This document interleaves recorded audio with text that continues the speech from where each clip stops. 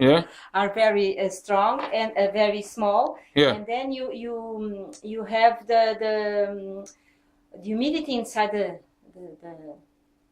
Humidity in inside the berry grape. the grape. Yeah. So it's difficult. So we need to discover to take the leaves around, but the problem is the sun. Yeah. Then it's too much sun, so we need to compensate. But now we have the nets that cut 10% of the sun. Yeah. And protect against the birds. It's Okay. good. But the bastardo have this, and you need to control the production. We prune Gouillot double. Gouillot double is a pruning that you have more production, but you need to control the production.